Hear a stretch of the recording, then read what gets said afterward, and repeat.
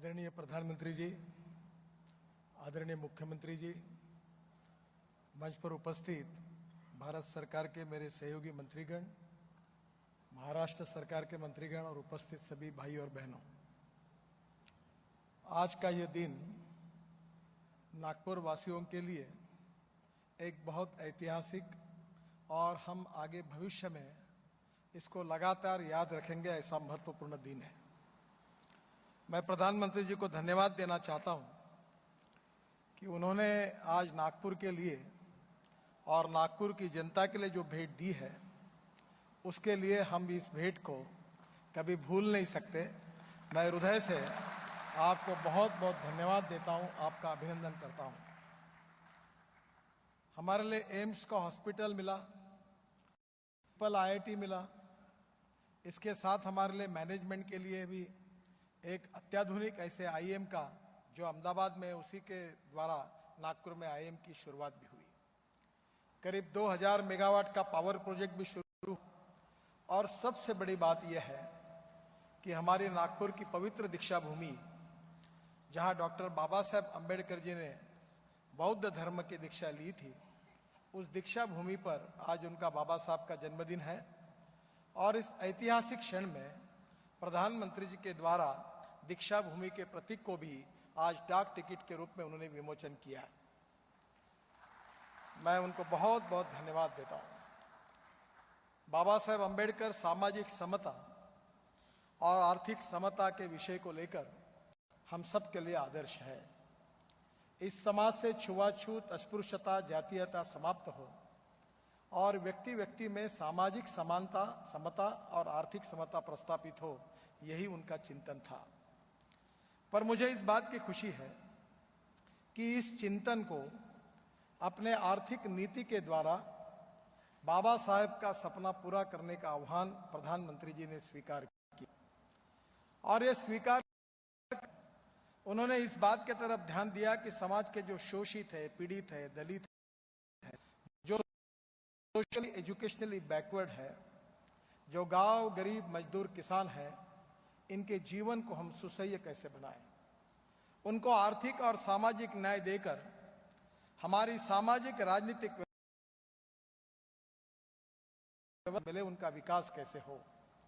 और इसी बात का मन में सपना रखकर digital reform, economic reform, digital India, इसके द्वारा उन्होंने इतने इनिशिएटिव लिए हैं कि टेक्नोलॉजी, इनोवेशन और डिजिटल इंडिया, इसका प्रदर्शन आपके सामने इतने प्रभावी रूप से हुआ है कि हमको ऐसा लग रहा कि हम हमारे देश में है, कोई पाश्चात्य देश में पहुंच गए हैं। ये भी हम सोच नहीं सकते, इतना बड़ा परिवर्तन प्रधानमंत्री ने करके दिया। ये केवल इतना ही नहीं है, ये बहुत बड़ी सोच है और ये आपका सपना पूरा करने वाली सोच है। ये नए भारत के विकास की नई आर्थिक सोच है। जब प्रधानमंत्री बने तब देश का रेवेन्यू 1 लाख करोड़ था।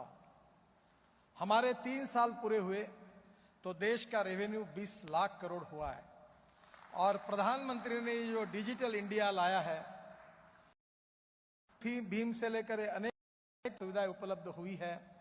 अब कोई काम नहीं होगा, करप्शन फ्री होगा।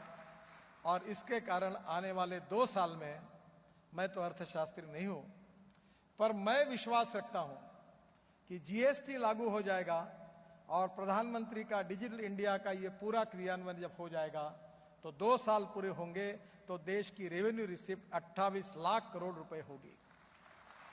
अब जब सरकार का रेवेन्यू बढ़ेगा तो इंफ्रास्ट्रक्चर के लिए, सोशल सिक्योरिटी के स्कीम के लिए, बेरोजगारों के लिए नए अवसर पैदा होंगे। हर डिपार्टमेंट का बजट दुगना होगा, बेरोजगारों को रोजगार मिलेंगे और हमारा भारत भय, भूख, आतंक और भ्रष्टाचार से मुक्त, सुखी, समृद्ध, संपन्न, शक्तिशाली और दुनिया की नंबर 1 की आर्थिक महाशक्ति बनेगा।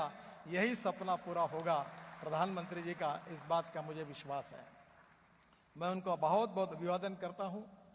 ये नए आर्थिक सोच जो है, इसकी जो नई नीतियां है, जो नए इनोवेटिव, जो इलेक्ट्रॉनिक का उपयोग करके हमने जो इनिशिएटिव शुरू किए हैं, ये रिसर्च का विषय है।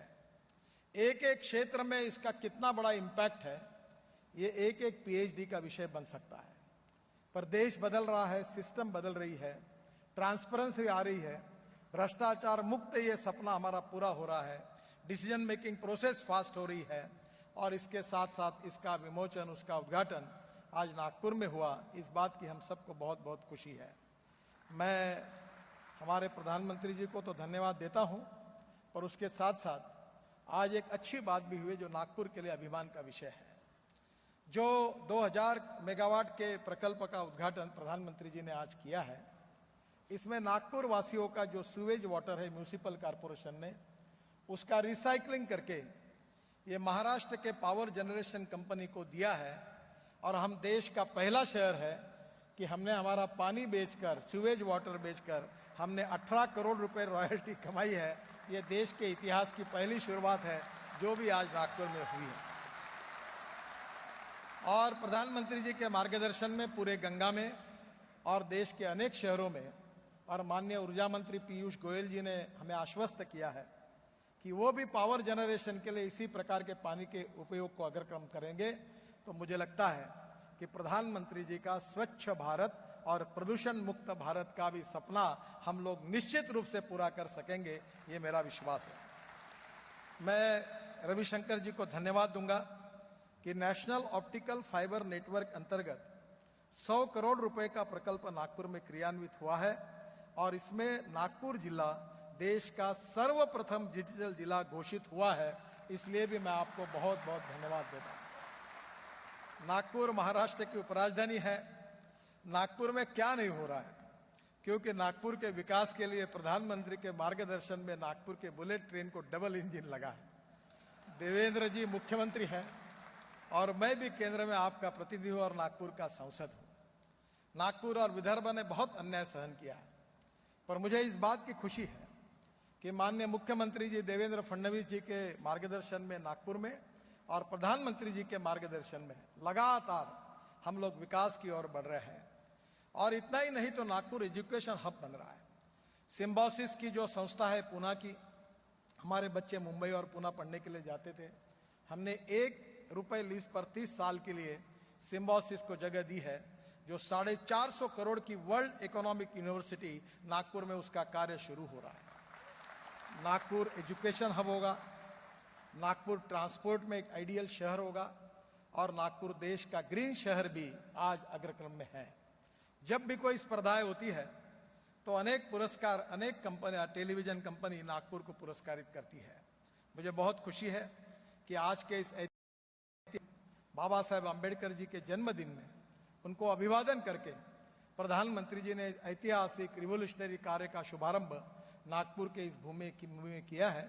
मैं हृदय से उनको बहुत बहुत धन्यवाद देता हूं, और उनकी हर योजना को नागपुर ने बहुत यशस्वी किया है। केवल 1 मिनट में बताना चाहता हूं, उज्ज्वला ग्राम योजना में 10,000 परिवारों को रसोई गैस वितरित हुआ है। और इतना ही नहीं तो जो सब्सिडी लोगों ने छोड़ी है नागपुर में, वो 30 करोड़ 72 लाख रुपए नागपुर के लोगों ने सब्सिडी सरेंडर की है। केरोसिन फ्री योजना में 1500 परिवारों को 1500 रुपए प्रति परिवार महिला बचत के द्वारा बैंकों से कर्जा लेकर हमने उनको गैस सिलेंडर और सिगड़ी दी है। और धीरे धीरे केरोसिन पूरी तरह से समाप्त करके इस योजना में पूरे शहर और जिले में केवल गैस पर ही रसोई बनेगी, ये हमने निर्धार किया है, और जल्दी हमारा यह सपना पूरा होगा।